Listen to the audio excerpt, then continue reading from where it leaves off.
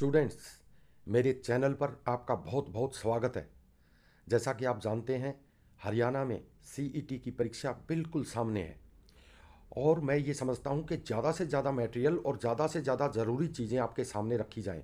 इसलिए मैं आपके सामने ये भारत की केंद्र व राज्य सरकारों के उच्चाधिकारियों के वेतन एवं भत्तों से संबंधित वीडियो आपके सामने रखने जा रहा हूँ। देखिए,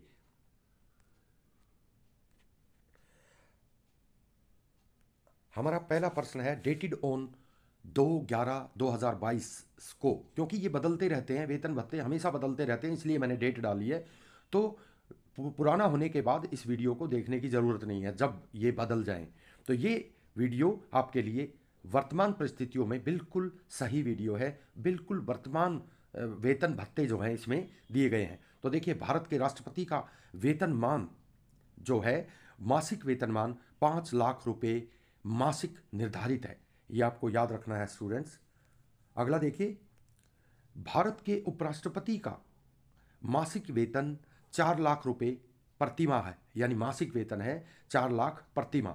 और इसके अलावा अन्य भत्ते राष्ट्रपति को भी और उपराष्ट्रपति को भी अन्य भत्ते मिलते रहते हैं। लेकिन स्टूडेंट्स, मैं आपको ये भी बताना चाहता हूँ कि भारत का उपराष्ट्रपति उपराष्ट्रपति पद के लिए वेतन नहीं पाता, वो राज्यसभा के सभापति के तौर पर यह वेतन प्राप्त करता है। आपको ये बात अवश्य याद रखनी है, ये भूलने की बात नहीं है कि कई एक बार ये प्रश्न पूछ लिया गया था कि भारत का उपराष्ट्रपति किस बात का वेतन पाता है, यानी किस चीज के लिए वेतन पाता है। उसमें नीचे 4 ऑप्शन थे, टफ ऑप्शन थे।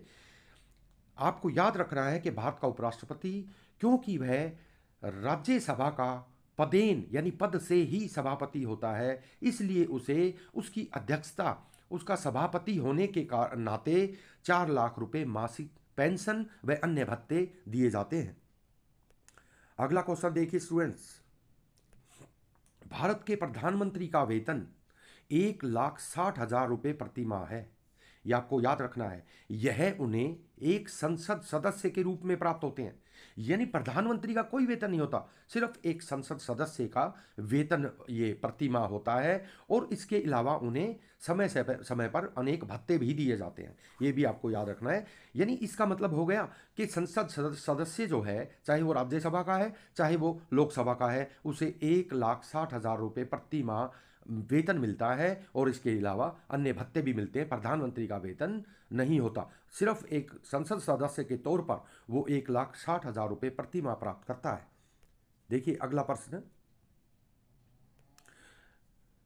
भारत में प्रत्येक राज्य का राज्यपाल 3,50,000 रुपये मासिक वेतन प्राप्त करता है। इसके अलावा उसे अन्य भत्ते भी दिए जाते हैं, ये भी आपको याद रखना है। अगला क्वेश्चन देखिए, भारत में सुप्रीम कोर्ट के मुख्य न्यायाधीश, ये आपको याद रखना है स्टूडेंट्स, सुप्रीम कोर्ट के मुख्य न्यायाधीश को 2,80,000 रुपये मासिक वेतन मिलता है। इसके अलावा अन्य भत्ते भी उनके होते हैं। सुप्रीम कोर्ट में अन्य जो न्यायाधीश होते हैं, अन्य न्यायाधीश जो होते हैं, उनको 2,50,000 रुपये मासिक वेतन मिलता है। और मैं आपको साथ में ये भी बता देता हूं कि सुप्रीम कोर्ट के जो अन्य न्यायाधीश होते हैं, उनके बराबर और अन्य उच्चाधिकारी जो होते हैं, उन सबको उसी के बराबर वेतन प्राप्त होते हैं। उसके बाद में आगे आते हैं, भारत के मुख्य चुनाव आयुक्त, देखो वही बात आ गई, यानी जो सुप्रीम कोर्ट के अन्य यानी सर्वोच्च न्यायालय के अन्य न्यायाधीश हैं, देखिए उसका इसका वेतन उन्हीं के बराबर है। भारत के मुख्य चुनाव आयुक्त को 2,50,000 मासिक वेतन मिलता है। इसी तरह भारत की नियंत्रक एवं महालेखा परीक्षक यानी CAG, controller and auditor general of India को भी 2,50,000, मैंने आपको बताया था कि सर्वोच्च न्यायालय के जो अन्य न्यायाधीश हैं उनके बराबर अन्य उच्चाधिकारियों को भी वेतन प्राप्त होता है, यह आपको याद रखना है। उसके बाद में आते हैं अगले पे, देखिए अगला क्वेश्चन है, संघ लोक सेवा आयोग के अध्यक्ष, देखिए वही बात आ गई, यानी सर्वोच्च न्यायालय के अन्य न्यायाधीशों के बराबर, यानी संघ लोक सेवा आयोग यानी यूपीएससी के चेयरमैन को, अध्यक्ष को 2.5 लाख रुपए मासिक वेतन मिलता है। और अन्य भत्ते अलग से होते हैं। भारत के कैबिनेट सचिव यानी सेक्रेटरी, कैबिनेट सेक्रेटरी को 2,50,000 रुपये मासिक वेतन मिलता है। वही बात मैंने आपको जो पहले ही बताई थी केंद्र शासित प्रदेशों में उपराज्यपाल, लेकिन उपराज्यपालों का अलग है क्योंकि उपराज्यपाल एक उनसे अपेक्षाकृत छोटा पद होता है। तो केंद्र शासित प्रदेशों के उपराज्यपाल यानी जैसे दिल्ली का उपराज्यपाल है, उनको 1,10,000 रुपये मासिक वेतन प्राप्त होता है। ये आपको याद रखना है स्टूडेंट, बहुत इंपॉर्टेंट प्रश्न है। आगे देखिए, भारत में chief of staff army, navy, air force यानी तीनों सेनाओं के अध्यक्ष के अध्यक्षों को एवं भारतीय सशस्त्र बलों में जनरल, जितने भी सशस्त्र बलों में जनरल हैं उनको, और समकक्ष रैंक के अधिकारियों को 2,50,000 मासिक वेतन के रूप में प्राप्त होते हैं। मैं पहले ही आपको ये बात बता चुका हूं। उसके बाद में आते हैं स्टूडेंट्स, देखिए, उच्च न्यायालय के मुख्य न्यायाधीश। उच्च न्यायालय का मुख्य न्यायाधीश, हमेशा याद रखें कि जो सर्वोच्च न्यायालय है वो सुप्रीम कोर्ट होता है, यानी वो बड़ा कोर्ट है, और उच्च न्यायालय हाई कोर्ट का बड़ा कोर्ट होता है। तो हाई कोर्ट यानी राज्यों का बड़ा कोर्ट होता है। तो देखिए, उच्च न्यायालय के मुख्य न्यायाधीश को सुप्रीम कोर्ट यानी सर्वोच्च न्यायालय के अन्य न्यायाधीशों के बराबर वेतन मिलता है। देखिए, 2,50,000 रुपये मासिक वेतन प्राप्त होता है। इसी तरह से उच्च न्यायालय हाई कोर्ट्स के यानी उच्च न्यायालय यानी हाई कोर्ट्स के अन्य न्यायाधीशों को 2,25,000 मासिक वेतन मिलता है। जब भी आप उच्च न्यायालय यानी हाई कोर्ट्स के अन्य जजों के बारे में आपके सामने कुछ पूछा जाए तो आप याद रखें कि उच्च न्यायालय के अन्य जो होते हैं उनसे 25,000 रुपये इनका कम वेतन होता है। ये आपको याद रखना है स्टूडेंट्स। आगे देखिए, अगला है लेफ्टिनेंट जनरल की रैंक में vice chief of army staff, यानी वाइस हो गई है, उप हो गई, कमांडर्स और भारतीय सशस्त्र बलों के समकक्ष रैंक के अधिकारी, बराबर रैंक के अधिकारी को भी 2,25,000 मासिक वेतन प्राप्त होता है।